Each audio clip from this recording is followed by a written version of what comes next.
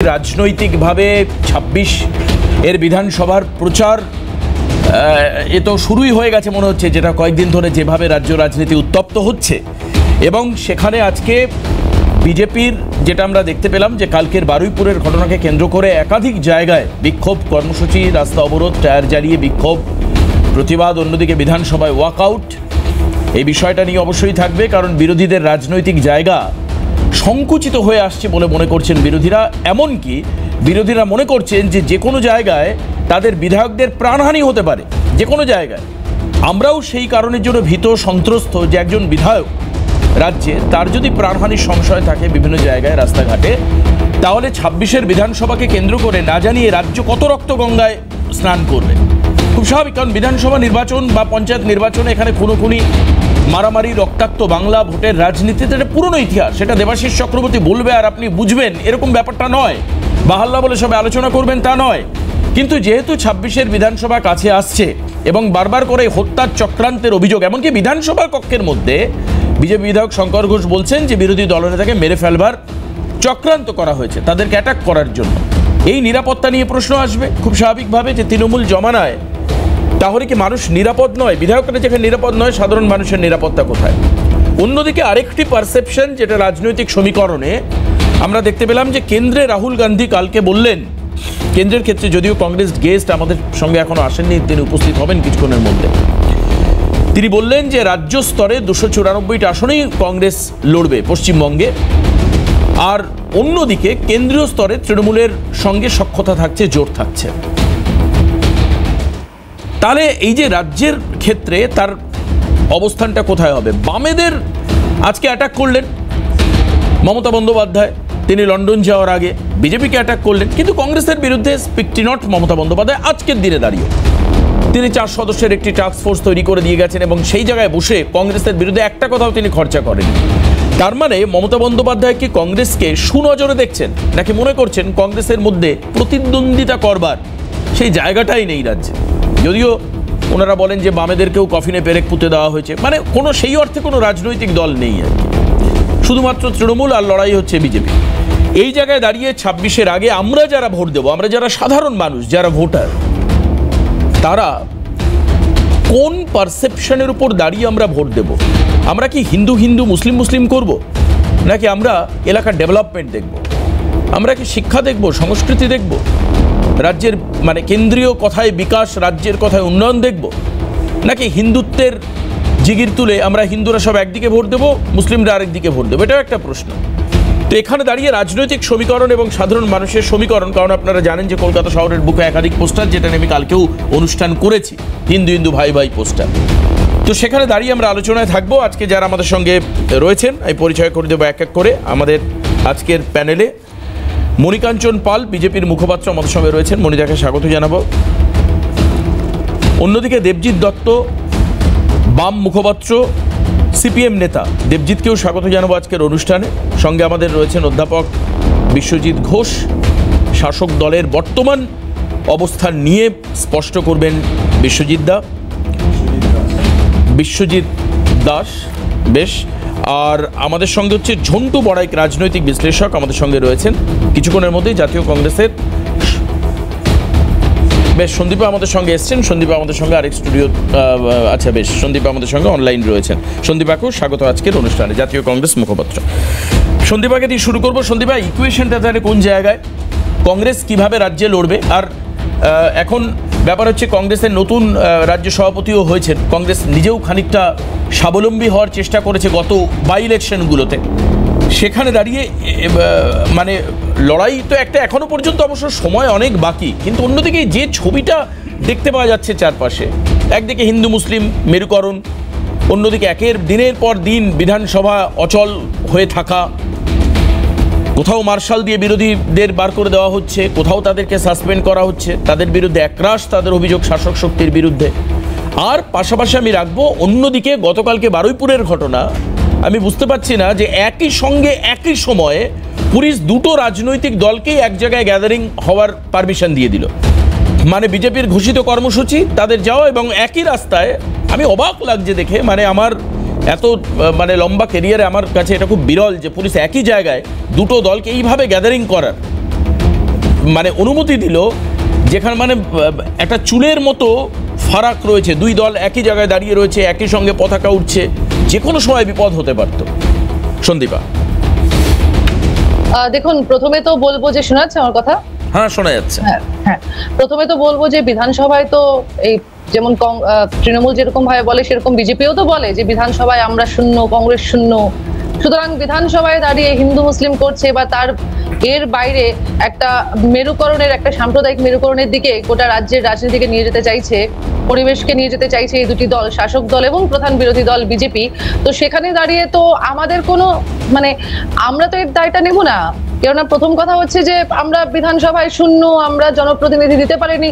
আমরা যদি জনপ্রতিনিধি দিতে পারতাম, যদি মানুষ মনে করতো যে এই দুটি দল তৃণমূল এবং বিজেপি ভবিষ্যতে গিয়ে সাম্প্রদায়িকতার তাস খেলবে, এবং আমরা যেখানে কংগ্রেস যেখানে বারবার দাঁড়িয়ে আমরা অন্ন বস্ত্র বাসস্থান, শিক্ষা, স্বাস্থ্য, চাকরি ইত্যাদি ইত্যাদি নিয়ে আমরা কথা বলেছি, যে কোর ইস্যুস গুলো নিয়ে কথা বলেছি, সেগুলো মানুষের কাছে মনে হয়েছে যে এই মুহূর্তে এইগুলোর থেকেও বড় বড় হচ্ছে যে ওই তৃণমূল এবং বিজেপি দুটি দলই কি একটা মানে সোনার একটা প্যাকেজিং এ মোড়ানো একটা কিছু দেখছে যার ভেতরটা ফাঁপা। আমি বুঝলাম, মানুষের মনে হয়েছে ওদেরকে ভোট দেওয়ার জন্য, সেজন্য মানুষ ভোট দিয়েছে। বিধানসভায় গিয়ে ওরা এই যে কাপড়, বস্ত্র, বাসস্থানের জন্য লড়াই, আমি কংগ্রেসের লড়াই বা কংগ্রেসের নীতি নিয়ে কোনো আলোচনা করব না, কিন্তু কংগ্রেসের হাইকমান্ডকে নিয়ে আমার একরাশ প্রশ্ন আছে, রাজ্যের মানুষেরও আছে, হয়তোবা কংগ্রেসের যারা রাজ্য স্তরের নেতা তাদেরও আছে।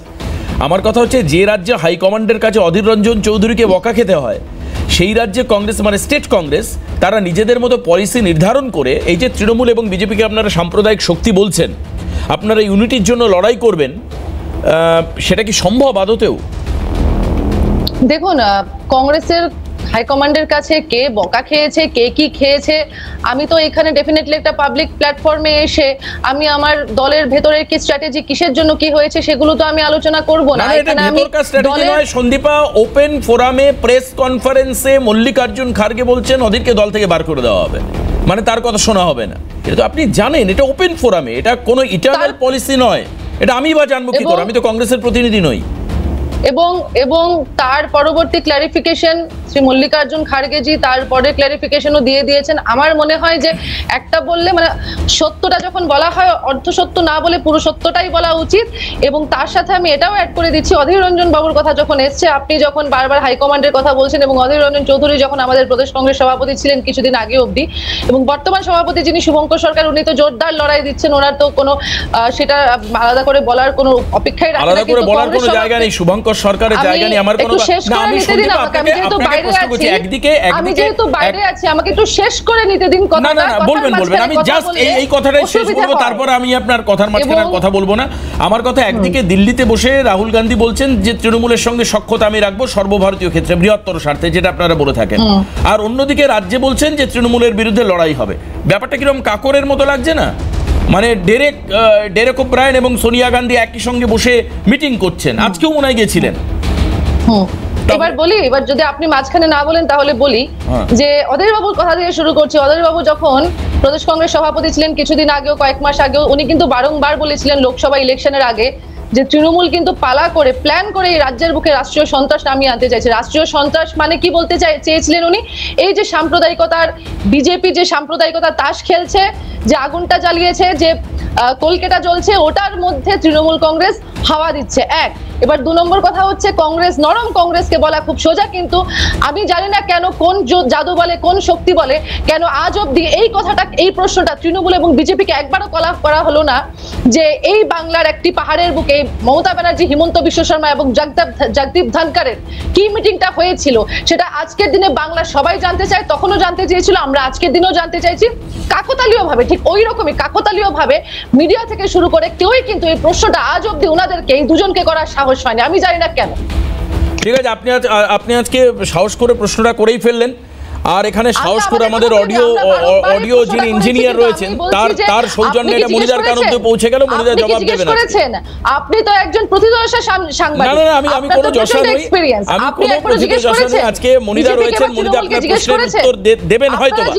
আজকে আপনি শুনে নেবেন। না আমি করছি, আপনার গলাতেই গলা মিলিয়ে শুনতে পেয়ে আমি মনিদাকে প্রশ্ন করে রাখলাম যে ধানকাড়ের সঙ্গে মমতা বন্দ্যোপাধ্যায়ের মিটিং এর সারাংশ কি ছিল, মিনিটস কি ছিল, যেখানে বলে বিজেপির হাড্ডা কাড্ডা নাড্ডা বলে, সেখানে ঠিক ভাইস প্রেসিডেন্ট নির্বাচনের আগে মমতা ব্যানার্জি এবং হিমন্ত বিশ্ব শর্মা, তাও ছবিটা লিক হয়েছিল বলে আমরা জানতে পেরেছি। চুপি চুপি জগদীপ ধনখড়ের সাথে কোন মিটিংটা হয়েছিল একবার প্রশ্ন করে দেখুন তো বিজেপি এবং তৃণমূলকে। বেশ, বিজেপিও আছেন, তৃণমূলের আজকেও বিশ্বজিৎ দা রয়েছেন, বলবেন, সঙ্গে ঝন্টুদা আছেন। আমার সবচেয়ে ভালো লাগছে ঝন্টুদাও শুনলেন। এই গোপন মিটিং এর তথ্য সামনে উঠে আসবে। কিন্তু আমি দেবজিতের কাছে আসবো। দেবজিৎ, এই যে একটা ডামাডোল তৈরি হয়েছে, তাতে বামেদেরকে কেউ সেই অর্থে প্রতিদ্বন্দ্বী হিসাবে না মানলেও আজকেও কথায় কথায় বিভিন্ন ক্ষেত্রে মমতা বন্দ্যোপাধ্যায় বা তৃণমূলের কথায় বাম আমলের কথা উঠে আসে। এবং দেখো, ঘটনাচক্রে আজকে যখন তিনি টাস্ক ফোর্স তৈরি করে দিয়ে লন্ডন যাচ্ছেন, সেই সময় কিন্তু বামেদের উনি উগ্র রাজনৈতিক দল বলে তিনি সম্বোধন করেছেন। আজকে কি বলেছেন মমতা, আমি একবার চাইবো আমার ইউনিট মমতা বন্দ্যোপাধ্যায় কি বলেছেন সিপিএমকে এবং বিজেপিকে আজকে উনি অ্যাটাক করেছেন, কিভাবে, কি ভাষায়, একবার শোনানোর চেষ্টা করি আপনাদেরকে, তার দেবজিতের বলতে সুবিধা হবে। শুনুন।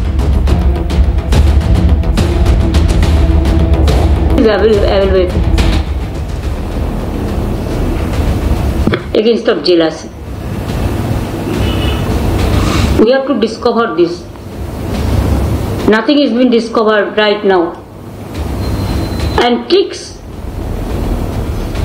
for sometimes it's okay, but tricks cannot last. It don't last long. You can fool the people some of the time, but you cannot fool the people all the time. Who are zero in Bengal, they are shouting. Mother of thieves are shouting most, shouts most. Tor ki mai jor se bole. Stop this type of attitude, always to insult Bengal, the negative and narrative attitude. And yet there is no differences between Marxist, ultra-Marxist, and the so-called, what I will say, the new so-called communal party, communal based party, want to divide the country. We don't want. We believe unity in diversity. নানা রকম উৎসব থাকে আমাদের এখানে, যত উৎসব হয়, এবং একদল লোক আছে কুচক্রী যারা দাঙ্গা করে সারাক্ষণ। সুতরাং এই সমস্ত ঘটনার জন্য আমরা যাবার চেষ্টা করলেও, এমনকি দিল্লিও পর্যন্ত আমার যাওয়া হয় না। 365 দিনের মধ্যে মনে করবেন যে 365 দিনই কখনো আমায় কলকাতায় থাকতে হয়।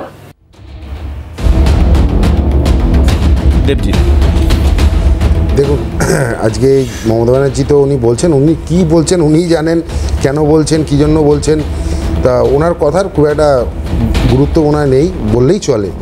তো এই যে বারবার উনি বলছেন না যে বামেদেরকে বলছেন, তা বামেদের তো বলবেনই উনি, এবং তার সাথেও একটা বলতে হয়, কারণ সেটিংটা রয়েছে, তো বিজেপিকে না বললে একটা বাজে ব্যাপার হবে।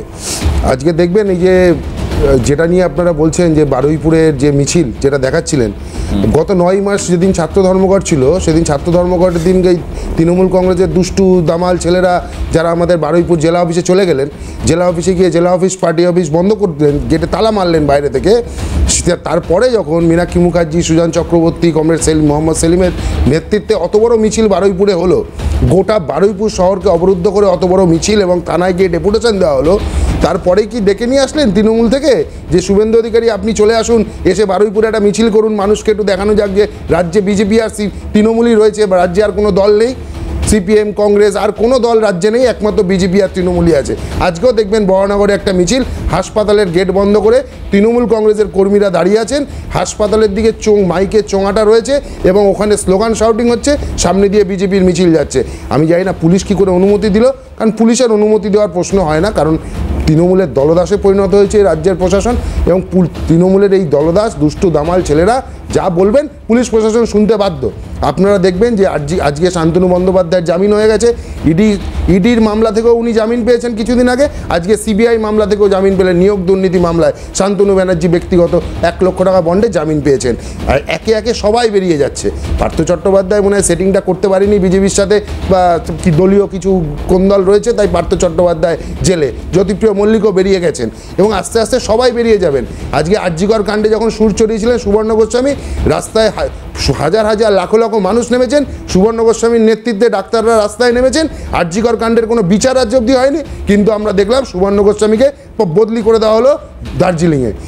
এবং এই যে সেটিং, এই সেটিংটা পরিষ্কার, এবং মানুষকে বারবার বোকা বানানোর জন্য তৃণমূল এবং বিজেপি, এই যে দেখছেন না শুভেন্দু অধিকারী বলছে, দুজনে একে, মমতা ব্যানার্জি বলছেন সোনিয়া উইলিয়ামস, সুনিতা চাওলা, আর বিরোধী দলের নেতা বলছেন সোনিয়া উইলিয়ামস, তাও উচ্চারণ করতে পারছিলেন না, সুনিতার জায়গায় সোনিয়া বলছেন। দুজনেই একই, টোটালটা স্ক্রিপ্টেড বাই নাগপুর থেকে স্ক্রিপ্ট তৈরি করে দেওয়া হয়েছে। একটু আগে যিনি কংগ্রেসের দিদি বলছিলেন যে উত্তরবঙ্গে গিয়ে বৈঠক হয়ে গেল হেমন্ত বিশ্ব শর্মা, জগদীপ ধনকর আর মমতা ব্যানার্জি, এই প্রশ্ন তো আমাদেরও করার দরকার যে এই যে মিটিং হলো এবং বারবার যে এ রাজ্যে আসছেন মোহন ভাগবত, তাহলে এই স্ক্রিপ্ট কি উনি এসে তৈরি করে দিচ্ছেন? কারণ আমরা দেখলাম ফেব্রুয়ারি মাসে মোহন ভাগবত আসার পরেই হুমায়ুন কবির বলতে আরম্ভ করলেন যে ধরনের উস্কানিমূলক বক্তব্য, এবং এই উস্কানিমূলক বক্তব্যের পরেই আজ গোটা রাজ্যে দেখুন আজকে একটা সাম্প্রদায়িক বাতাবরণ তৈরি হয়ে গেছে, মানুষকে হিন্দু মুসলমানে ভাগ করে দিচ্ছে। এই বাতাবরণ কিন্তু আজকে দেখুন আরজি করের মেয়েটা বিচার পেল না। আজকে দেখুন নিয়োগ প্রার্থীরা রাস্তায় বসে আছে বছরের পর বছর। আপনি দেখুন আজকে প্রত্যেক কটা নিয়োগ দুর্নীতি মামলায় যারা অ্যারেস্ট হয়েছিল, সিবিআই কারোর বিরুদ্ধে চার্জশিট দিতে পারছে না, প্রত্যেকে জামিন পেয়ে যাচ্ছে। তাহলে কি সেটিং? এই যে একটা ছোট্ট শব্দ, এই ছোট্ট শব্দ আগামী দিনে কোন রাজনৈতিক দলকে মাইলেজ দেবে বা ডিভিডেন্ড দেবে আমি জানি না, কিন্তু এটা আমার স্থির বিশ্বাস যে সাধারণ ভোটারদের মধ্যে একটা চূড়ান্ত কনফিউশন তৈরি করবে যে সত্যি কি সেটিং। কারণ সত্যি তো আরজি করের ক্ষেত্রে যে জায়গায় অবস্থা রয়েছে সেটা মানুষ ভাববেন। অন্যদিকে আজকে এসএলএসটি চাকরি প্রার্থীরা হাইকোর্টে ছিল মামলা, সেটা সুপ্রিম কোর্টে মামলা, 1600 ফাঁকা পদ, তারাও চাকরি পেলেন, রাস্তায় গাড়ির সামনে শুয়ে তারা আন্দোলন করছিলেন। অন্যদিকে শান্তনুর কথা বললেন, সুবর্ণ গোস্বামী, চিকিৎসক সুবর্ণ গোস্বামী, তাকে দার্জিলিংয়ে তুলনামূলকভাবে একটি কম, মানে ওনার যে যোগ্যতা যে পদে ছিলেন তার থেকে কম পদে বদলি করা, র্যাঙ্কে আছেন তার থেকে নিচু র্যাঙ্কে বদলি করা হলো। এটা করা যায় না। এটাকে আমরা যদি ধরে নিই যে সন্দীপ ঘোষ প্রাইস পোস্টিং পাচ্ছেন, কোনো সময় পেয়েছেন, আপনাদের এটা অভিযোগ ছিল আরজি করের ক্ষেত্রে, তারপরে দেখা যাচ্ছে এগুলো হচ্ছে পানিশমেন্ট পোস্টিং, এটাও হচ্ছে। এখন এই জায়গায় দাঁড়িয়ে মনিদার কাছে আমি যাব। মনিদার, তার আগে সবার আগে সন্দীপ আজকে আমায় চ্যালেঞ্জ করেছেন যে আপনি সাংবাদিক হিসেবে এই প্রশ্ন কখনো করেছেন, আপনি শুনে হেসেছেন, কিন্তু আমি আবার আজকে প্রশ্ন করছি যে আসামের মুখ্যমন্ত্রী হেমন্ত বিশ্ব শর্মা, বলা যায় যে উত্তর পূর্ব ভারতের মেকানিক্যাল হ্যান্ড বিজেপির হেমন্ত বিশ্ব শর্মা, দ্বিতীয়ত হচ্ছে জগদীপ ধনকর এবং মমতা বন্দ্যোপাধ্যায়। এই মিটিংয়ের সারাংশ জানতে চান আজকে দেবজিৎও চান, সন্দীপও চান, রাজ্যের মানুষও তো চান, কিন্তু পাশাপাশি এই কালো পতাকা দেখানো, বিক্ষোভ, এই যে পুলিশের ভূমিকা নিয়ে আপনাদের 27 তারিখ এসপি অফিস ঘেরাও, কি বলবেন? প্রথমত ভাইস প্রেসিডেন্ট, দুজন চিফ মিনিস্টার এবং দুটো রাজ্যই বর্ডার এরিয়ায়, তো তাদের সাথে কি মিটিং করবে কি করবে না সেটা কি জনসমক্ষে বলবে? সন্দীপ আসছি, বলছি আরটিআই আছে, এত চিৎকার করার কি আছে? আরটিআই করতেই পারতো না, কথায় কথায় আরটিআই করে এনারা। আজ থেকে 15 বছর বলবো না, 13 বছর আগে এই ওদিকে সন্দীপা ম্যাডাম বসে আছেন, এদিকে সিপিএমের প্রতিনিধি বসে আছেন, তারা দুজনকে কেমন সমর্থনযোগ্য কথাবার্তা বলছেন। 2011 মে মাসের আগে কি এটা ভাবা যেত? এরাই তো দীর্ঘ বছর ধরে লড়াই করেছে না, তো সেটিং কি করে হয় এরা তো ভালো জানে, একদম চোখের সামনে এক্সাম্পল। আমি ছোট্ট আজকেই একটা কথা হচ্ছিল শিয়ালদার একজন পুরনো রাজনৈতিক নেতার সাথে, 2004-5 সালের ঘটনা। সোমেন মিত্রর বাড়িতে বোম মারতে গিয়ে বোম ফেটে গেল, বোম মানে বাজি ফেটে গেল, যা হয় কি যেগুলো ইউজ হয় আর কি ইলেকশনের সময়, দুজন মারা গেল। তার মধ্যে একজনের নাম তাপস, আর একজনের নাম উনি বলতে পারলেন না। বলছে সিপিএম সঙ্গে সঙ্গে মিছিল বের করে দিল। কোথা থেকে ঘন্টাখানেকের মধ্যে ফোন আসলো, সিপিএম পতাকাটা নিয়ে ঘরে চলে গেল, পুলিশও আসলো না, সব পরিষ্কার হয়ে গেল। 3 ঘন্টা পর পুলিশ ওখানে এন্ট্রি দিল। সেটিংয়ের এক্সাম্পল। আজকে সকালেই আমি একজন আইটি প্রফেশনাল সেটিং করেছেন বলে আপনারা দেন আমি বলছি না আমি বলছি না এরা কেন সেটিং বলছে, কারণ এরা এতদিন সেটিংটা করে এসেছে। আমি এক্সাম্পল দিয়ে বলছি, আজকে একজন আইটি প্রফেশনালের ইন্টারভিউ দেখছিলাম, বলছে আজকাল কি এই ভয়াবহতা, ঝগড়া, ঝামেলা, অশান্তি বেড়েছে? উনি বলছে হয়তো বেড়েছে, কিন্তু তারও আরেকটা কারণ হচ্ছে আজ থেকে 10 বছর বা 15 বছর আগে আমাদের কাছে ইউটিউব, হোয়াটসঅ্যাপ, ফেসবুক এগুলো ছিল না, ফলে কোনো ঘটনা হলে আমরা জানতে পারতাম না। আজকে ইউটিউব চালালে আপনি কি করে মহাকাশে যাবেন ওটাও জানতে পারবেন, আবার কি করে মুড়ি তৈরি হয়ে ওটাও জানতে পারবেন, ফলে ইনফরমেশনটা এখন বেশি রয়েছে, ফলে সেই কারণে হয়তো মনে হচ্ছে সেটিং, কিন্তু এটাই কারণ হয়েছে। হ্যাঁ, এটাই বিপদের কারণ। আমাদের বিপদের কারণে আমরা আমাদের লক্ষ্যে রয়েছে। আমি এক এক করে এক্সাম্পল দিচ্ছি যেটা বলছে না, ওনারা বলছেন নাগপুর থেকে স্ক্রিপ্ট তৈরি হয়। বলছি মোহন কেন আমি এক্সাম্পলটা দিলাম, কেন আমি ইউটিউব, ফেসবুকে জেনে দিলাম। আজকে হুমায়ুন কবির যে কথাটা বলছেন যে আগে আমার কি বলে কম আগে আমার জাত, তারপরে আমার রাজনৈতিক। আচ্ছা, এই কথাটাই তো রেজ্জাক মোল্লা বসেছিলেন, আগে আমি হাজি, তারপরে আমি কমিউনিস্ট বলেছিলেন কি বলেন? বলেছি না? তো সুতরাং এই আরে ভাই ব্যাপারে তুমি তোমার ব্যাপারে দেখান। আরে চুপ কর, আরে আপনি দেখান আপনি চুপ করুন, আপনি বাজে কথা বলছেন। আপনি আপনার হুমায়ুন কবিরের বিরুদ্ধে এফআইআর করেছেন? হুমায়ুন কবিরের বিরুদ্ধে আপনার বিরোধী দলনেতা এফআইআর করেছে? হুমায়ুন কবিরের বিরুদ্ধে আপনার আপনি বাজে বললে তো আমাকে বলতেই হবে, আপনি বাজে বললে তো আমাকে বলতেই হবে, তাহলে সব চলবে না। না আপনি মিথ্যা বলবেন। সবাই জানে এটা রেজ্জাক মোল্লার এই ভাষা। দেবজিৎ কি আজও মনে করছে যে রেজ্জাক মোল্লা ওনাদের দলের সম্পদ? হ্যাঁ, তাই তো মনে হচ্ছে। মানে আমি জানি না ও কেন গলা ফাটাচ্ছে। তো মনে হচ্ছে রেজ্জাক মোল্লা যে তৃণমূলে চলে গেছে মুখে জামা ঘষে দিয়ে, সেটা এরা জানে না, সেই জন্য তর্ক করছে। তুললাম রেজ্জাক মোল্লা ইস্যুটাই। তো সুতরাং এই ধরনের কথা কিন্তু আমি দেখেছি। এই চ্যানেলে বসে আমি একজন মুসলিম প্রতিনিধি কলেজের প্রফেসর, তাকে বলেছিলাম ধর্ম আগে না দেশ আগে, সে আমার প্রশ্নের উত্তর দেয়নি, এখানে চিৎকার করে শেষ করে দিয়েছিল। আমি তার সেটাও সিএন চাইলে দেখিয়ে দিতে পারি। সুতরাং হয়তো দেবাশিস অ্যাঙ্কার ছিল। সুতরাং এই কথাটা একটি সম্প্রদায়ের কাছে ধর্ম আগে না দেশ আগে, তার উত্তর তারা ঠিকমতো দিতে পারে না। ব্যাকআপে যেটা হুমায়ুন কবির বলেছে আজ থেকে 20 বছর আগে রেজ্জাক মোল্লা এই কথাটাই বলেছিল, কিন্তু কোনো প্রতিবাদ আসেনি। আজকে প্রতিবাদ হচ্ছে, শোর হচ্ছে, লোকে জানছে, এখন চ্যানেলে অনেক বেশি আছে, কথা হচ্ছে। সুতরাং পরিবর্তন কিছু হয়নি, লড়াই এক জায়গায়। একজন বলছে লিবারালিজমের নামে একটি নির্দিষ্ট সম্প্রদায়কে তোষণ, এইটাই রাজনীতির প্রেক্ষাপট ছিল। আমরা বলছি ন্যাশনালিজম কারোর জন্য তোষণ না, সবার জন্য সমান। যদি তো কেন ভারতবর্ষ যখন স্বাধীন হয়েছিল, যখন সংবিধান তৈরি হয়েছিল, তখন কেন সেকুলারিজম কথাটা আম্বেদকরজি কেন ঢোকাননি? মাইনরিটি কমিশন হবে, পার্সোনাল ল বোর্ড হবে, সেগুলো কেন ঢোকাননি? তখনই যদি এগুলো দরকার হতো, সেকুলারিজম তো 71-এর পরে, এমার্জেন্সির পরে যখন কংগ্রেসের অবস্থা ততই বছর, তখন ঢোকানো হয়েছিল। ন্যাশনাল মাইনরিটি, মুসলিম পার্সোনাল ল বোর্ড, মাইনরিটির জন্য আলাদা সুবিধা, এগুলো তো পরে ঢোকানো হয়েছে, সংবিধান তৈরির সময় ঢোকানো হয়নি। এবং খুব সুন্দরভাবে যদি আপনারা ব্যাখ্যা করেন, আজকের যে কংগ্রেস তার সাথে আদি কংগ্রেসের কোনো যোগাযোগ নেই। এটা ইন্দিরা গান্ধী কংগ্রেস তৈরি করেছে, সব যাদের পুরনো কংগ্রেস নেতা ছিল তাদেরকে বাদ দিয়ে। তো সুতরাং একটা ন্যারেটিভ দীর্ঘদিন ধরে চলে আসছিল, যা তারা বলছিল। আমি লাস্টলি বলছি, হ্যাঁ আমি ডিস্টার্ব করিনি কারোর সময়। আমি যেটা বলতে চাইছি, একটা ন্যারেটিভ তৈরি হয়েছিল যে একটা দিকেই সবার চোখ রেখেছিল, অন্য দিকটাও যে আছে সেই দিকটা কিন্তু এতদিন বলছিল না। আজকের মানুষ সেটা বুঝতে পেরেছে, সেই কারণে এই কথাগুলো বলছে। সেটা তো গেল হিন্দুত্ব আর মুসলিমত্ব, এটা তো গেল। আমার কথা হচ্ছে এই যে জোট, মানে এই যে যেটা বিজেপি আর তৃণমূল যে জোট, যে কথাটা বারবার করে বাম এবং কংগ্রেস বলার চেষ্টা করছে যে একটা নেক্সাস, একটা গঠবন্ধন, আমি তো উত্তর দিয়ে দিলাম। মানে এর জবাবটা কি হবে তাহলে? না আমি তো উত্তর দিলাম।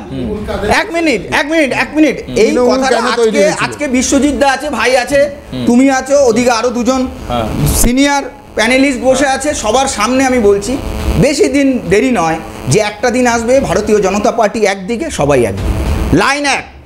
লিবারালিজম বলে বলে বলে বলে, হিন্দুরা সহনশীল বলে বলে একটা নির্দিষ্ট সম্প্রদায়কে তোষণ, আর একদিকে জাতীয়তাবাদ বলে সবার জন্য সমান, সবার জন্য উন্নয়ন, কারোর জন্য বাদ নয়, আবাস যোজনার ঘর হলে সবাই পায়। এই কথাটাকে কন্ডেম করার কোনো জায়গা নেই, কিন্তু এটাও বাস্তব যে অ্যাপিসমেন্ট পলিটিক্স একটা ভারতবর্ষের পুরনো ইতিহাসের যেন সঙ্গী হয়েছিল, এরকমটা দাবি বিজেপির।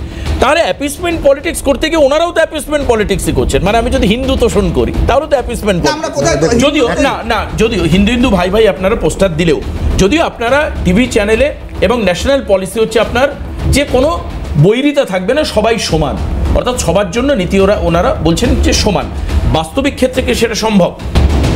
বিশ্বজিৎ দা, অ্যাপিসমেন্ট পলিটিক্স একদিকে অভিযোগ, অন্যদিকে সেটিং তত্ত্ব, অন্যদিকে ইডি সিবিআই এর নিষ্ক্রিয়তা, বিশেষত একের পর এক তৃণমূলের হায়ার আর্কিতে থাকা যে সমস্ত তৃণমূলী গ্রেপ্তার হয়েছিল নিয়োগ দুর্নীতিতে, তারা ছাড়া পেয়ে যাচ্ছেন। সেটা মানিক বলুন, সেটা কুন্তল বলুন, শান্তনু বলুন, কেন হচ্ছে? প্রথম কথা সেটিংয়ের তত্ত্ব দিয়ে শুরু করি।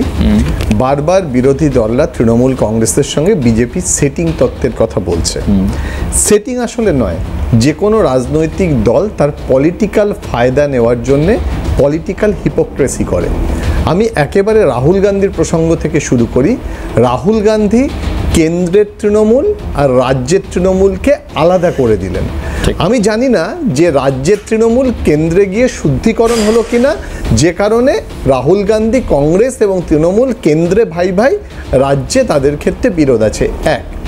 2 নম্বর হচ্ছে, এই কংগ্রেস যখন বামেদের সঙ্গে সখ্যতা তৈরি করছে এ রাজ্যে, রাজ্যের ক্ষেত্রে তাদের সমঝোতা আছে, কিন্তু কেরালায় গিয়ে তাদের সঙ্গে বিরোধিতা আছে। তার মানে রাজ্যের ক্ষেত্রে হিপোক্রেসি আছে, এক রাজ্য থেকে আর এক রাজ্যে। এটা যদি একটু ক্রোনোলজিক্যালি দেখি, একটা সময় এই পশ্চিমবঙ্গের বিভিন্ন রাস্তায়, বিভিন্ন জেলায় শোনা যেত গলি গলি মে শোর হ্যায়, রাজীব গান্ধী চোর হ্যায়। সেই রাজীব গান্ধীর কংগ্রেসকে নিয়েই আজকে বামেরা হাতে হাত রেখেছে। সুতরাং এই যে সেটিংয়ের কথা বলছেন না, এটা যারা বলে রাজনীতি করে মাঠে ময়দানে, এটার মূল বাংলাটা হচ্ছে পলিটিক্যাল ফায়দার জন্য অনেকে রাজনৈতিকভাবে কম্প্রোমাইজ করে। এক্ষেত্রে কোনো বিরোধিতা কোনো রাজনৈতিক দলের নেই, কেউ সাধু নয়। পরিষ্কার এই জায়গাটা বুঝে নেওয়ার দরকার। কংগ্রেস হয়তো প্রেক্ষিতের কথা বলবে, কংগ্রেস হয়তো অঞ্চলভেদে প্রেক্ষিতের কথা বলবে, কিন্তু ঘটনাটা এটা। 2 নম্বর আসছি যে মেরুকরণ। ধর্মের ক্ষেত্রে মেরুকরণ এ রাজ্যে ছিল না। এইমাত্র মণিকাঞ্চন প্রশ্ন তুলেছিল যে যখন সংবিধান চালু হলো তখন ধর্মনিরপেক্ষতা শব্দটা ছিল না কেন? আরে যখন ধর্মনিরপেক্ষতা এলো 1976 সালে 42তম সংশোধনের পর, তারপরে তো দীর্ঘদিন বিজেপি ক্ষমতায় ছিল। তারা হঠাৎ এতদিন পরে কেন মনে পড়লো যে ধর্মনিরপেক্ষতা শব্দটা প্রথমে থাকা দরকার ছিল? কেন মনে হলো যে হিন্দুত্ববাদ বা হিন্দু জাগরণই ভারতবর্ষের উত্তরণের একমাত্র পথ, যেখানে এই ভারতের মধ্যে বৌদ্ধ ভারত আছে, জৈন ভারত আছে, খ্রিস্টান ভারত আছে, ধর্মনিরপেক্ষ ভারত আছে? কই যখন স্বামী বিবেকানন্দ হিন্দু জাগরণের কথা বলল, হিন্দুদের কথা বলল, তখন তো প্রশ্ন ওঠেনি। কেন প্রশ্ন ওঠেনি? কারণ সেই হিন্দু জাগরণের ক্ষেত্রে রাজনীতির সরাসরি যোগাযোগ ছিল না সব মানুষের। আর এখানে হিন্দু জাগরণের সঙ্গে রাজনীতির যোগাযোগ আছে। এবার আসি ইডি সিবিআইয়ের শেষ যে বিষয়টা, যে ইডি সিবিআই কংগ্রেস জামানাতেও অভিযোগ উঠেছে খাঁচার তোতা পাখি, আজকে অভিযোগ উঠছে যে বিজেপি তাকে নিয়ন্ত্রণ করছে। আর এটা তো খুব চাইল্ডিশ আলোচনা। যার বিরুদ্ধে অভিযোগ হচ্ছে সে এখনও অপরাধী প্রমাণিত হয়নি। আইনের ফাঁকেই যারা বিচারপতি রয়েছেন, যারা উকিল রয়েছেন, তারা যুক্তি সাজিয়ে আইনের বিভিন্ন ধারায় জামিনের যে প্রভিশন আছে সেটা দিচ্ছেন। তার মানে সে যে অভিযুক্ত নয়, এটা কখনো প্রমাণিত হয় না। সুতরাং ইডি সিবিআই একাধিক ক্ষেত্রে রাজ্যে এখন প্রায় 226টা মামলা করছে। সে 226টা মামলার কোনো রায় দিতে পারছে না, বলছে তাদের কর্মী নেই। আর নিরপেক্ষতা তো নেই। সে যে রাজনৈতিক দল ক্ষমতায় আসে তারাই অদৃশ্যভাবে ইডি সিবিআইকে নিয়ন্ত্রণ করে। কংগ্রেস জামানায় কংগ্রেস করেছে, বিজেপি জামানায় বিজেপি করছে। একদম বিশ্বজিৎ খুব সুন্দর বললেন। এবার আমি কারোর থেকে রাজনৈতিক প্রতিক্রিয়া নেব না, কিন্তু ওভারঅল অনুষ্ঠানটা বসে শুনছিলেন ঝন্টুদা। আমি ঝন্টুদার থেকে এই অবস্থায় রাজনীতিতে একজন সাধারণ মানুষের পার্সপেক্টিভে এই যে গঠবন্ধন বা জোট বা কম্বিনেশন, আসলে পলিটিক্স দেয়ার মানে যেখানে সমস্ত রকম পসিবিলিটিস আছে, সমস্ত রকমের সম্ভাবনা রয়েছে, এই জায়গায় দাঁড়িয়ে একজন মানুষের ক্ষেত্রে কিভাবে বিচার হবে? আর অন্যদিকে বিরোধিতাটা যেখানে চলে যাচ্ছে, যেরকমভাবে আমরা কালকে বারুইপুরের ঘটনা দেখলাম, পুলিশের ভূমিকা নিয়ে খুব স্বাভাবিক সাধারণ চর্মচক্ষে দেখলে মানুষের একটা সংশয় বা ভীতি তৈরি হবে যে আরে বাবা, এইভাবে রাস্তার দুপাশে কালো পতাকা নিয়ে সারি সারি তৃণমূল, তার মাঝখান থেকে বিজেপি বিধায়করা যাচ্ছে। জোট না বিচ্ছিন্ন আমি জানি না, দুটো স্পেসিফিক রাজনৈতিক দলের আলাদা আলাদা নীতি আদর্শ থাকে। আজকে মনিদার যে কারণের জন্য একটু সমস্যা হচ্ছে বলে আমার মনে হলো, যে বর্তমানের সোশ্যাল মিডিয়ার হাত ধরে অনেক তত্ত্ব মানুষের ঘরের অন্দরমহলে পৌঁছে যাচ্ছে। এর ফলে রাজনৈতিক দলগুলো ঝোড়ো হাওয়ায় ব্যাটিং করতে পারছে না, হয়তো কিছু কিছু জায়গায় প্রবলেম হচ্ছে। মমতা বন্দ্যোপাধ্যায়ের একই মনে হচ্ছে, আমি বলছি না এটা দেবজিৎদের জোট তত্ত্ব বা এই সব ব্যাপার নয়, মমতা বন্দ্যোপাধ্যায়ের একই জিনিস মনে হচ্ছে যে সোশ্যাল মিডিয়া থাকবার জন্য একে মিসইউজ করা হচ্ছে। কিভাবে কি বলেছেন মমতা ব্যানার্জি একবার শুনুন।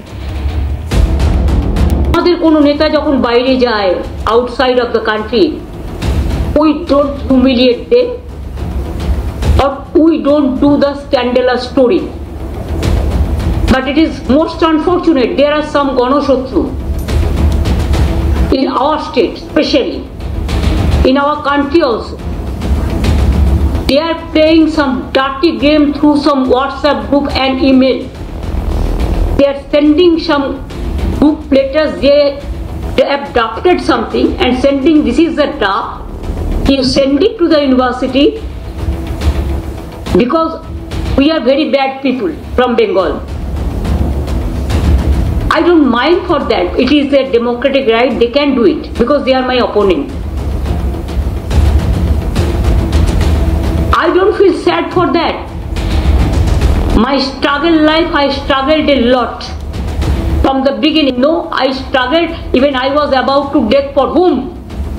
These people who are writing this letter and who was writing this email, sending this email, or sending the WhatsApp group. I'll be happy instead of sending this to humiliate Bengal, our land. Bangla মা কে যদি কেউ অসম্মান করতে চান, তাকে আমি বলবো দয়া করে আমাকে অসম্মান করুন, বাংলার মাকে অসম্মান করবেন না, বাংলার মাটিকে অসম্মান করবেন না। এর জবাব মানুষ আপনাদের অনেকবার দিয়েছে, আবার দেবে। মনে হলো না খানিকটা বহিরাগত যেমন সুর আমরা 24-এর লোকসভার আগে বা 19-এর লোকসভার আগে 16-র বিধানসভার আগে এরকম শুনেছিলাম বহিরাগত তত্ত্ব, বাইরের মানুষ এসে বাংলাকে অপমান করবার চেষ্টা করছে হোয়াটসঅ্যাপ গ্রুপ এবং সোশ্যাল মিডিয়ার মাধ্যমে। কিন্তু অন্যদিকে যেটা হলো, এই যে রাস্তায় নেমে যে রাজনীতির লড়াইটা আগামী দিনে, ঝন্টুদার কাছে যাবো। ঝন্টুদা আমাদের জন্য কি অপেক্ষা করছে? কারণ আমি ঠিক ওই হিন্দু মুসলিম অ্যাপিসমেন্ট পলিটিক্স বা এই নিয়ে আলোচনা করতে চাইছি না, আমি এইটা জানতে চাইছি যে আগামী দিনে ভয়াবহতা কোন জায়গায় পৌঁছতে পারে। কারণ যেখানে বিধায়কের জীবন সংশয়ে, সাধারণ মানুষের জীবন খুব স্বাভাবিকভাবেই সংশয়াপন্ন হবে। না, তুমি শুনতে পাচ্ছ দেবাশিস? হ্যাঁ শুনতে পাচ্ছি ঝন্টুদা। এত বৈচিত্র্যের অনুষ্ঠান আমি খুব একটা বেশি করিনি, মানে একের পর এক দারুণ দারুণ বাউন্সার গুলো আছে, আমি কোনটা বলবো কোনটা করব। তবে শুরুটা করছি, সর্বভারতীয় রাজনীতি দলগুলোর না কম্পালশন থাকে। এই যে কংগ্রেস, যেটা আমি কংগ্রেস দিয়ে শুরু করছি, দেখো কংগ্রেসের সর্বভারতীয় একটা স্ট্যান্ড, যেহেতু তার সর্বভারতীয় কনসেপ্টের পলিসিটা আলাদা, মেকানিজম আলাদা, বৈচিত্র্যময় ভারতবর্ষ, মাল্টি পার্টি ডেমোক্রেসি এটা, সেখানে সর্বভারতীয় মেকানিজম যেটা চলে সেটা রাজ্যগুলো রাজ্যওয়ারি মেকানিজম কে একসাথে প্যারালাল করলে চলবে না। এটা ঠিক একইভাবে বামেদের প্রতিনিধি আছে বা বিজেপির প্রতিনিধি আছে, তাদের উদ্দেশ্য বলি, উদাহরণ কথা বলে। আপনারা মনে করুন যখন কংগ্রেস ক্ষমতায় আছে দুবার কিন্তু একবার, আমার এখনো ডেটা এই তথ্যগুলো মনে পড়ছে না, হট করে এই ধরনের মাল্টি টাস্কের প্রোগ্রাম তুমি করলে আমি কোথা থেকে এত ডেটা নিয়ে বসবো, তাও অনলাইন, ঠিক আছে? আমি তোমাকে বলছি একবার তো অটল বাবুর সাথে জ্যোতিবাবুকে বসতে হয়েছিল, তারপরে আমার কলকাতাতে এই কংগ্রেসের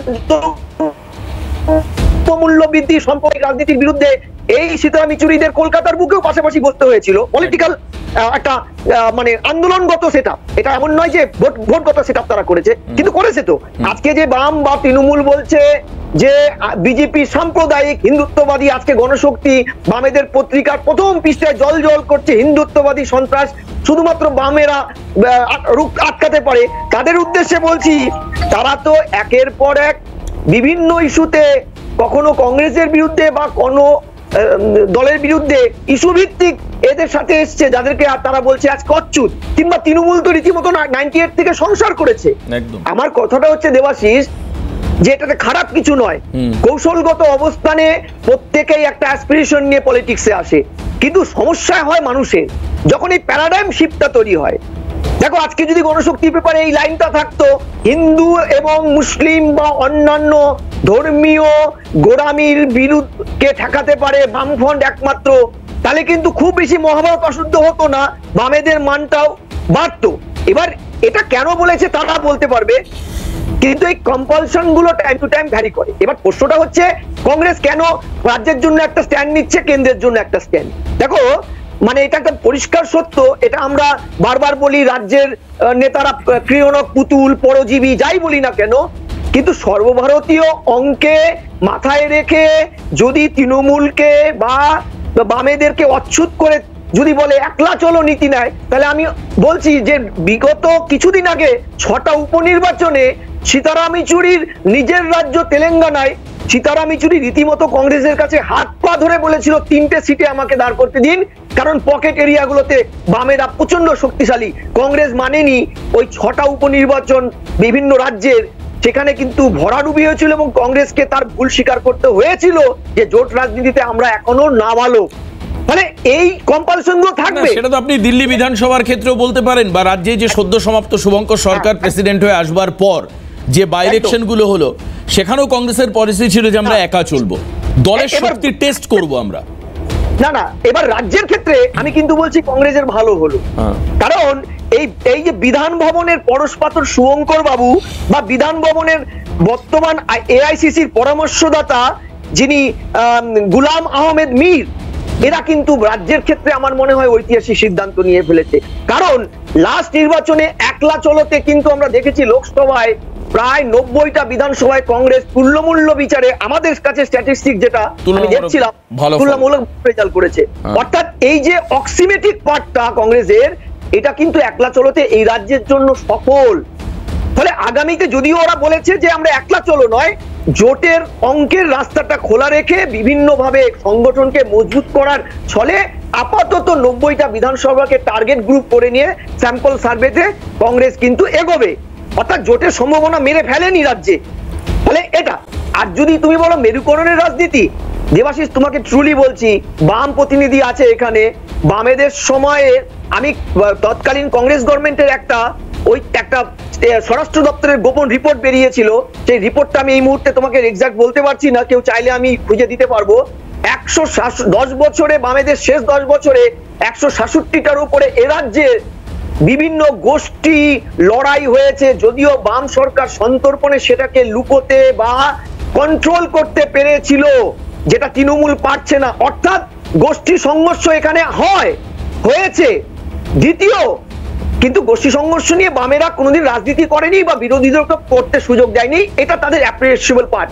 আবার এই যে বাম নেতারা আজকের দিনে বলে বেড়ায় যে বিজয়া দশমীর আমরা কোনোদিন মহরমের সাথে বা অন্য ধর্মের এর সাথে হলে পরে আমরা আলাদা করিনি, কিন্তু সেটাও তো এখন ভুয়ো প্রমাণিত হয়েছে যে 82-এ তারাই বিজয়া দশমীকে পিছিয়ে দিয়েছিল। অর্থাৎ সাম্প্রদায়িকতার অঙ্কে কিন্তু সবাই কম বেশি তুল্য মূল্যে এগিয়ে থাকে, কিন্তু ভোট ব্যাংকের পার্সপেক্টিভে 11 সালের পর থেকে এ রাজ্যে যে ভয়ানক মেরুকরণের সাইক্লোনটা বইছে, সেই জায়গায় কিন্তু আমি ভয়ানক একটা অশনির সংকেত দেখতে পাচ্ছি রাজ্যের জন্য।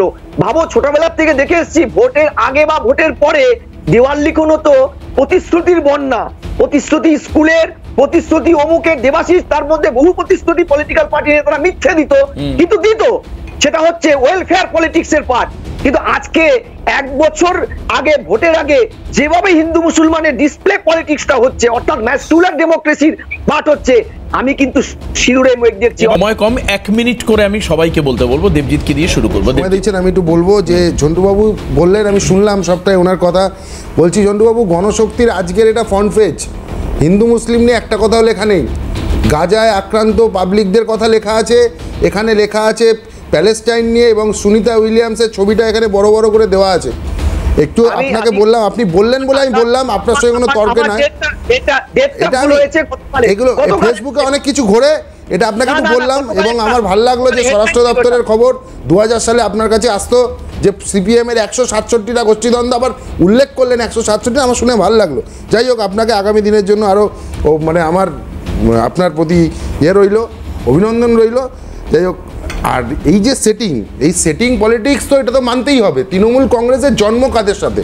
তৃণমূল কংগ্রেসের মমতা ব্যানার্জির উত্থান কাদের সাথে? মমতা ব্যানার্জি প্রথম মন্ত্রী কার মন্ত্রিসভায়, কাদের পয়সায় তৃণমূল দল তৈরি? আজকে কংগ্রেসকে ভাঙার জন্য তৃণমূল কংগ্রেস তৈরি করেছে। আজকে পশ্চিমবাংলায় এই বিভাজনের রাজনীতি 34 বছর গর্ব করে আমরা বলতে পারি পশ্চিমবাংলায় বিভাজনের রাজনীতি আমরা করতে দিইনি। এবং আমাদেরই মুখ্যমন্ত্রী বুদ্ধ ভট্টাচার্য বলেছিলেন সে মন্দির মসজিদ যারা করবে মেরে মাথা গুড়িয়ে দেবো, এটা আমরা গর্ব করে বলি। এবং আমরা বামপন্থীরা পশ্চিমবঙ্গে দাঙ্গা হয় না কারণ সরকার দাঙ্গা চায়, সরকার চায় না দাঙ্গা না, এবং এটাও বলেছিলেন যে মন্দির মসজিদ যারা করবে তাদের মাথা ভেঙে গুড়িয়ে দেবো, সেটাকে আলাদা ব্যাখ্যা করা হয়েছিল, বিকৃত করে ব্যাখ্যা করা হয়েছিল। এবং আমরা এটাই বলি, এবং আমাদের সাম্প্রদায়িকতার পক্ষে, সাম্প্রদায়িকতার বিরুদ্ধে আমাদের স্ট্যান্ড একটাই, সে কংগ্রেস হোক, সে বিজেপি হোক, সে যেই হোক, আইএসএফ হোক, যাই হোক, আমাদের স্ট্যান্ড, বামপন্থীদের স্ট্যান্ড সাম্প্রদায়িকতার বিরুদ্ধে। এই সাম্প্রদায়িকতা যখন 92 সালে বাবরি মসজিদ ভাঙা হয়েছে, একমাত্র স্টেট পশ্চিমবাংলা যেখানে কোনো হানাহানির খবর নেই, কারণ সরকারে বামপন্থীরা ছিল। আজকে পশ্চিমবাংলায় যে দুর্নীতি, সেই দুর্নীতি থেকে মুখ ঘুরিয়ে দেওয়ার জন্য, আরজি করের এত বড় একটা কাণ্ড মুখ ঘুরিয়ে দেওয়ার জন্য আজকে এই হিন্দু মুসলমানের বিভাজন, এর বিরুদ্ধে মানুষ রায় দেবে। একদমই। তবে গত নির্বাচনে আইএসএফ এর সঙ্গে জোট বেঁধে, গত বিধানসভায় বামেরা কি বার্তা দিতে চেয়েছিল যে আমরা ঠিক সাম্প্রদায়িক সম্প্রীতিতে বিশ্বাসী, কিন্তু খানিকটা আমরা মুসলিমপন্থী, এই জায়গাটা বা একটা সেফ করিডোর তৈরি করার চেষ্টা করেছিল। আমি জানি না দেবজিৎকে উত্তর দেবে, কিন্তু তার আগে সন্দীপা। না দেখুন, আমি তো অনেকক্ষণ আগে হাত তুলেছিলাম, কিন্তু শেষে 1 মিনিট সময় পেলাম। এত কিছু মহাভারত ঘটে গেল, সেটা তো 1 মিনিটের ভিতরে বলাটা সম্ভব না। আমি টু দা পয়েন্ট আসছি। প্রথম কথা হচ্ছে যে কাকতালীয় ভাবে, যে কাকতালীয়র কথা এতক্ষণ ধরে আমরা বলছিলাম, কাকতালীয় ভাবে 11ই জুলাই 2022-এর 11ই জুলাই ওই মমতা ব্যানার্জি, হিমন্ত বিশ্ব শর্মা, জগদীপ ধনকরের মিটিংটা পাহাড়ে হয়েছিল। আর ঠিক কয়েক মাস পর সে 11ই আগস্ট 2022-এ জগদীপ ধনকরজি ভাইস প্রেসিডেন্ট নির্বাচিত হন। এখানে মণিবাবু বললেন আরটিআই করতে, এবার মমতা ব্যানার্জি বলেছেন কার্টেসি মিট ছিল, চায় পে চর্চা ছিল, এটাতে কোনো সরকারি কিছু হয়নি। এবার জানি না আরটিআইটা কোথায় গিয়ে ফাইল করব, কার কাছে গিয়ে ফাইল করব, 1 নম্বর কথা। 2 নম্বর কথা হচ্ছে যে মণিবাবু একটু রাস্তা দেখিয়ে দিলে ভালো হয়। এবার 2 নম্বর কথা হচ্ছে যে বিশ্বজিৎ বাবু আমি প্রচন্ড ভাবে সম্মান করি। উনি বিজেপি, বামফ্রন্ট, কংগ্রেস 3টে পার্টির কথা বললো, মুখে কিন্তু তৃণমূলের নামটা নেই। আমি বারবার জিজ্ঞেস করেছিলাম মিটিংটা কিসের ভিত্তিতে হয়েছিল। যেরকম ভাবে অনেকের কাছে স্বরাষ্ট্রমন্ত্রক দপ্তরের অনেক খবর থাকে, আমি ভেবেছিলাম এই বিশেষজ্ঞ, যিনি রাজনৈতিক বিশেষজ্ঞ আছেন বিশ্বজিৎ বাবু, ওনার কাছেও হয়তো কোনো না কোনো ভাবে কোনো খবর থাকবে, কিন্তু হয়তো ওনার কাছেও নেই। সেই জন্য তিনি তৃণমূলের নামটা মুখেই আনতে পারলেন না, নিজের পক্ষে এটাও আনতে পারলেন না যে জোটের কথা বারবার বলে হচ্ছে যে কোন স্বার্থে, কিসের ভালো রাজনৈতিক ভালোবাসায় মমতা ব্যানার্জি এনডিএতে গিয়ে দপ্তরবিহীন মন্ত্রী হয়েছিলেন। আর যদি সেটিং এর কথা তোলা যায়, তাহলে বিজেপিকে বলতে হয় যে সেটিং এর কথা আপনি এত কিছু ইনস্টেন্স দিয়েছেন, এত কিছু বলেন, তাহলে তো সেই হিন্দু মহাসভার মুসলিম লীগ থেকে শুরু করতে হয়। তাহলে তো বলতে হয় যে বামপন্থীরাও একসময় গিয়ে, অটল বিহারীজিও একসময় সুভাষিনী আলীর জন্য প্রচার করেছিলেন, তাহলে তো সেদিক থেকে টানতে গেলে অনেক কিছু টানতে হয়। আবার আমরা যদি ইদানিং কালে দেখি, এত যে বলে ইন্ডিজোট এত কিছু বলে, ইদানিং কালে যদি দেখি, তাহলে তো এটাও তো জানতে হয় যে পিডিপি, কাশ্মীরের পিডিপির সাথে বিজেপি গিয়ে কোন পিন্ডি জোটটা করেছিল। সেটিং এর কথা টানতে গেলে প্রচুর কথা টানা যায়, কিন্তু মূল লক্ষ্য কি ছিল? আমাদের মূল লক্ষ্য ছিল পশ্চিমবাংলায় সাম্প্রদায়িকতার যে বিষটা ছড়িয়ে যাচ্ছে, যে শিকড়টা, তৃণমূল নামক শিকড়টার উপরে বিজেপি নামক মহিরুহটা তৈরি হচ্ছে, যে সাম্প্রদায়িকতার বীজ বপন করার চেষ্টা করছে। সেখানে আমি একটা লাইন বলে শেষ করব যে আমি মানি না বঙ্গ বিজেপির কোনো কথা এখানে। আমি দেখবো যে হিন্দু মহাসভার যারা যোগ্য উত্তরসূরি এই সময়ে আরএসএস কিন্তু বারবার বলেছে কোনো মসজিদের নিচে আর মন্দির খোঁজা হবে না। এবং আজকের আপডেট আপনাকে দিচ্ছি ব্যাঙ্গালোর থেকে, ওখানেও কিন্তু বলা হয়েছে যে সাম্প্রদায়িকতার বীজ ছড়ানো যাবে না। ঔরঙ্গজেবের যে সমাধি আছে সেটাকে অক্ষত রাখতে হবে, সেটার উপর ভিত্তি করে কোনো সাম্প্রদায়িকতার বীজ ছড়ানো যাবে না। এটাই বলে আমি শেষ করব। অনেক প্রশ্ন।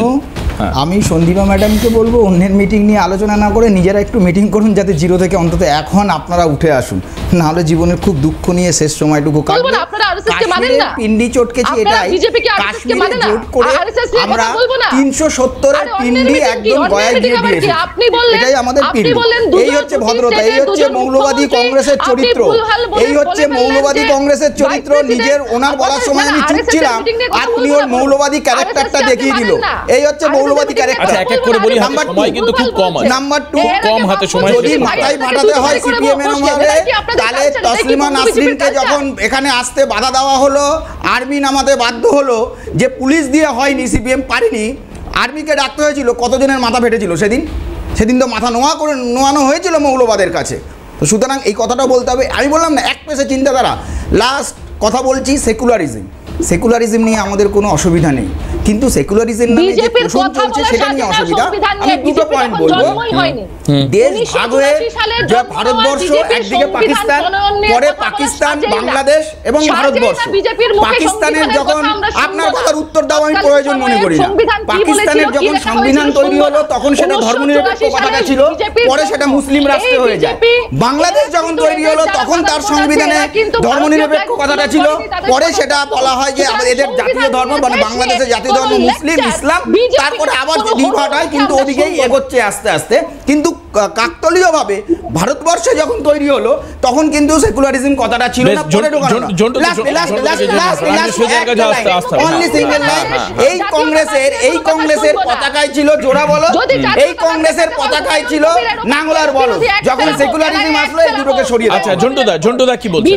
বিজেপির যদি প্রমাণ করতে হয় সে জাতীয়তাবাদ।